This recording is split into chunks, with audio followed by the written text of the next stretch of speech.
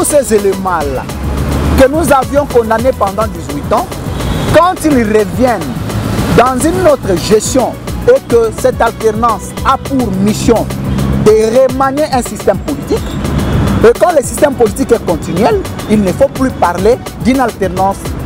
Tenoyo, ngai na yebisi bino que oyo nyonso alingi ko changer Congo na biso ensemble, to sangana to za la liboke et parmi des chaînes crédibles, il faut s'abonner. 8 francs s'abonner kakawa. Le président de la République et les FCC, le CACH et les FCC doivent se mettre autour d'une table pour essayer de repenser cette coalition afin que toutes les choses, tous les blocages qui ne permettent pas à ce que cette coalition travaille dans l'intérêt du pays soient mis de côté. Au ministère des Affaires étrangères comme service d'intelligence, il faudrait qu'il soit en même d'utiliser nos étudiants congolais à l'étranger, même ceux qui ont changé de nationalité. Kabila mondia peuple na batunaye na kata constitution. Bakamata jelo ba bongisa. Lo ba to bazoli ngana itera kende ko mi bongisa.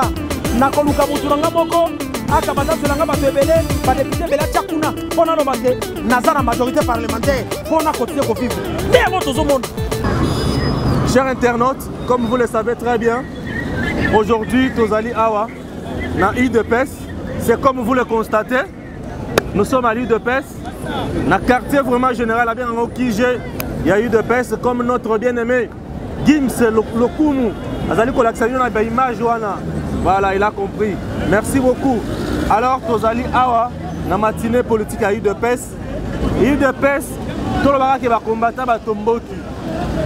Pourquoi? Puisque Babanda Kozela Mokonzamboka, Félix Tshisekedi, Alobara Kengaina, Kabila na Kamere, Abou Pia, mais à l'obi bongote. Batombo qui pona nini pe bazo kanisa nini yango na yambi pona bino le président ya batu o batomora mingi aba parlementaire debout azali awa bazo tomoka pona nini est-ce que bazana esengo to bazana kanda et voilà président Gustave bonjour. Oui, bonjour mon amboka, bonjour na bandeko bazali ko landa biso na tombeli bino mobu vraiment et là mon makasi na mabota na bino partout bozali ezala année moko ya succès ya réussite et surtout ya boliboko na mboka na biso Congo. UDPS mokonza mboka tolo ba Félix Tshisekedi abuki bino mbala moko komi ba sardine. Non, abuki biso te parce que biso d'ailleurs tobetelier d'abord maboko. Pourquoi tobetelier maboko? À laquelle subissons réellement qu'il est le président de la République et il est le chef de l'État. Il n'est pas le président de l'UDPS, les Batoso Akaiko Kanissa. Parce que le président de la République, qui est le premier citoyen du pays, il est censé privilégier l'unité nationale, la cohésion nationale, il est censé satisfaire Batunyoso, il est censé approcher Batunyoso pour regrouper sa solution. Cependant, Bisso peut-être le combattant aussi, na couche mususu ya peuple congolais, dozali ko sepelate comme on a dit lelo coalition ya FCC na cache existé surtout et le repé sa kanda mikole comme parlement parce que parlement de nanzela ya assemblée nationale et comme peut sa biso kanda nde to loba que non, il aurait fallu que le chef de l'État passe à la dissolution.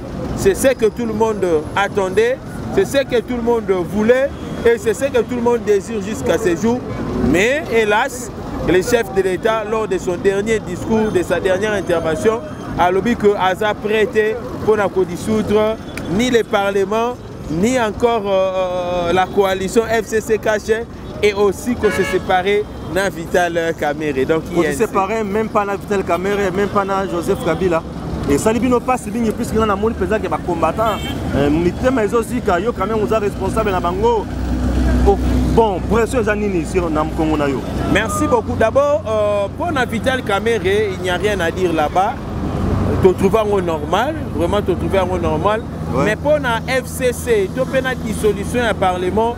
En tout cas, tu as bien mais c'est ma cité. Pourquoi? Parce que tu as dit que le Baturo Bazali na la base il y a blocage na baction un chef de l'État Zali FCC.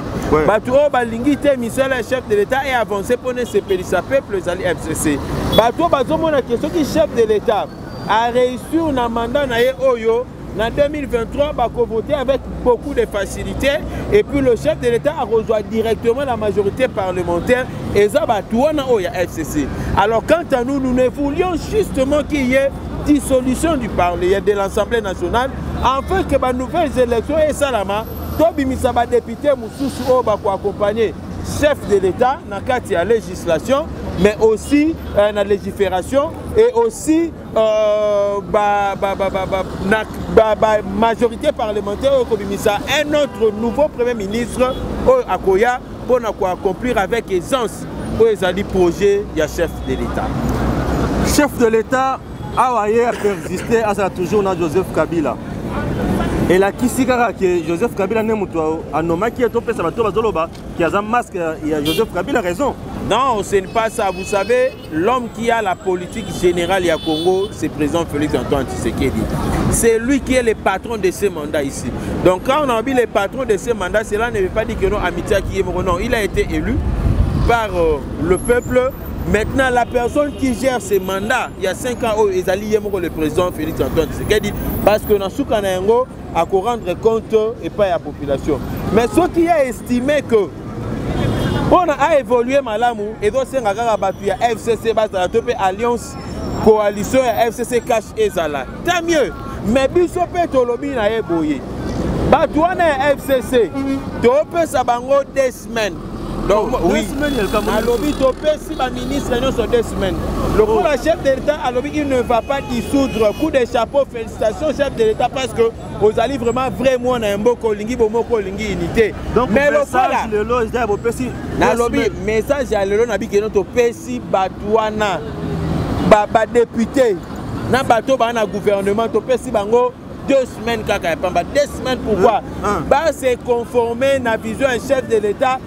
Ezali espoir il y a peuple congolais parce que ceux qui sont dit on a démarrage il y a programme il y a 100 jours on comprend que avant le gouvernement il Lukamba ezala je dirais nommé on comprend que non les Congolais tozala qui bien dollar ezala qui ko varier n'engue zo varier le lotier ba travaux à 100 jours bandai ko avancer makamsu te sila qui na délai à 100 jours on est sila qui mais comment se fait si tant ba bimisel bisora il Lukamba hein Ilunkamba, donc senti Ilunkamba. N'habite sur boucle sur l'ongwe, n'habite mais Kamba, Kamba c'est n'habite sur sentir boucle sur l'ongwe, n'habite sur sentir boucle sur l'ongwe comme il coque sa pantalon pamba. Alors, banda batieli biso gouvernement naie, Ilunkamba n'arrive à rien faire. On se demande est-ce qu'il y a un problème de l'incompétence ou soit il y a un problème, il y a mauvaise foi. Il y a toujours freiner. Comment se fait-il le président Félix quand il était seul avec le gouvernement démissionnaire? Il a mieux travaillé, mais avec le gouvernement Oye Anomaki, il est bloqué quelque part. Non, c'est que Badongolomi sur Bazaï Nakati. Le Kolato comprend que non, Nakati a l'idée sous toi, Nanyama l'idée sur Nakati, Libanda a l'idée sur toi, Penabato, Baozi a l'idée sur Ponabali Ango. Le mieux serait comme il a commencé d'abord. Il y a étouffé d'abord, il y a moins de 4 l'idée sous, pour l'idée sous l'Union CB. Blocage Yango dans le Livoni. Merci beaucoup. Dans le zone bananga que blocage Yango et Zali na niveau nini na hôtel Isayo. Non, j'arrive. Voilà. Blocage des eaux dans un système où le FCC a mettre en place. Parce qu'en réalité, nous n'avons pas aussi les problèmes avec les individus. Mais sur le système, il y a FCC, Nde Ezali, qui a étouffé vision au chef de l'État à Akina Bango. Bango, si le bazan a régie financière, Bazali n'a pas direction, il y a Makambo Ebele. Parce que le chef de l'État n'a nommé mandataire, il y a Sikate, n'est-ce pas? Alors, Bango de Bazo joue à carte, il y a Mabé, pour un conseil à la défaut, Mbongo Moussou se contacté, Bazo Boya des fois comme Misambongo lorsqu'il y a un besoin urgent. Bazo kende ko coopéranga na batu. Lokola ta bato ba oteka ba biloko lokola ba indien na ba les autres ba coopéranga na bango pour na ba matisaka ba biloko. Vous comprenez un peu? J'ai suivi le ministre des Finances récemment à lobby programme ya présidence Mbongo ebimaka d'une manière urgente. Après plus de 70% pour na ba store de moutons Mbongo yo sur les oliers maka la présidence. C'est que il de pesa comme bourgeoise. Dans le lobby, ceux qui ont union sur la présidence, c'est s'il est sérieux, il doit prendre toutes les preuves. Il a financé 70%. Non, il ne peut pas nous dire. Laissez-moi d'abord évoluer. Vas-y. Puisque c'est lui qui débloque l'argent. Et dans bon c'est l'été. Et un bon on a biso à l'État, n'est-ce pas? Bon on a biso à peuple congolais. C'est nous les contribuables, les malheureux contribuables congolais. Dans bon on est allé Kobima. Il y a sera landé dans la chaîne à dépense. À moins peut-être que non bon on a parce que tous ces alliés voilà. Alors, ce que Monique Mbo on a une chaîne de dépenses et salami n'engé bimé la quitter. Il n'a qu'à justifier Babilo Kouana, moyennant document X top Y et qu'on permette un service de contrôle by Banakulande là. Vous comprenez? C'est ce que nous voulons. On n'est pas d'accord que Bongo Bima pour na baso de mouton net nga mikolo na kanda mabe parce que na parmi les leaders ya Tchangu. Donc parmi les jeunes leaders ya Tchangu na parmi les deux premiers leaders ya Tchangu na kati.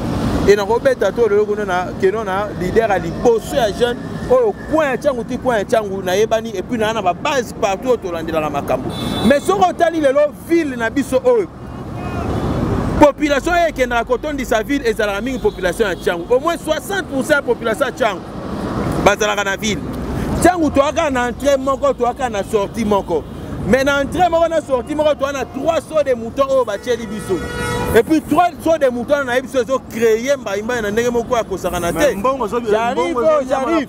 Bache ba sauts de moutons au ezanet na boulevard du 30 juin. Pas de problème. Là, il y a quand même plus de compréhension. Je ne dis pas qu'ici, na Tchangu, il n'y a pas de compréhension. La compréhension est là. Mais la difficulté, c'est que nous avons Tchangu. Au moins, nous avons makolo ou intérieur à makolo. Tellement que makolo 3 comme ici dans la capitale, bakanda makolo ou dans intérieur dans la capitale. Comme conséquence, ça commence à babouzo bamoro bezangatina. Alors pour éviter babouzo bana et se proliférer et sous quand on a katantela, il faut dégager les bisous, basso de moutons. On a yebisaki na conseiller principal David Moukeba. Je crois bien c'était le samedi. Na yebisi eboy, mais c'est le conseiller que ndekuna yebisa na chef de l'État, leader ya Tchangu Gustave Alobi boy. Boye bananu na construction ya basso de moutons mususu. Bo si c'est la biso non basso de moutons eza na kata Tchangu. Parce que na ba coin mususu wana bana banzele belé akobimela. Mais Tchangu tora na coin moko. Mais retard makas c'est na basso de moutons. Et pour votre information aujourd'hui, so de moutons est comme élément moko ya ko faire fâcher batou. Ya ngone zo créer ba désordre belé na kati. Et pesi pata batou mususu ba comme ba vrai chèque ba kuluna et voir même ba policier ba banda koliaka batou mbong avec beaucoup de facilité. Coup de chapeau na monaki lobby avant-hier na lobaki melo na moni nzelango on dirait et ça un peu à mort au fongama. J'ai compris peut-être que non, balanda qui mon message mais to beti di tout c'était makasi. Chef de l'État. Bino bato bozali nzinga chef de l'État. Naza ko parler lokola un informateur. Lokola un parlementaire debout on naza kana recherche ya ba info. Do lobby boy. Bo stopper nanu baso de mouton mususu. Bo si ça rapide. Baso de moutons ezali na Tchangu pour éviter babouzoba. Donc tant on va pour éviter bouzoba, on a mayele akoba. Au moins il y a tout mususu ba comment pour abima faut opposer une fois que ka na Tchangu. Parce que comprendre que non na Tchangu, c'est ba tubatambo déjà mo makolo et puis ba tubatambo la makasi na makolo za la Tchangu distance à mulaya. Donc ça va y na zandu bo tous ces éléments là que nous avions condamnés pendant 18 ans, quand ils reviennent dans une autre gestion et que cette alternance a pour mission de remanier un système politique. Et quand le système politique est continuel, il ne faut plus parler d'une alternance de noyo, ngai na yebisi bino que oyo nyonso alingi ko changer Congo na biso ensemble, to sangana to zala liboke et parmi des chaînes crédibles, il faut s'abonner. 8 francs à le cacao.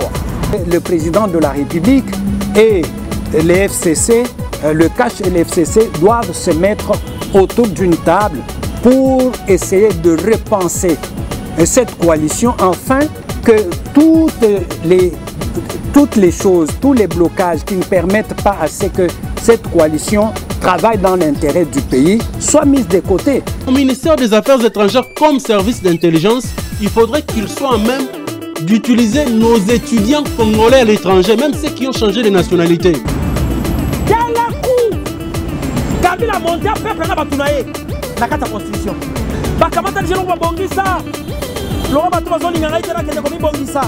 Na koluka muturanga moko akabata tulanga batebele ba député bela tchakuna pona no bate nazana majorité parlementaire pona continuer ko vivre. Ndé moto zo monde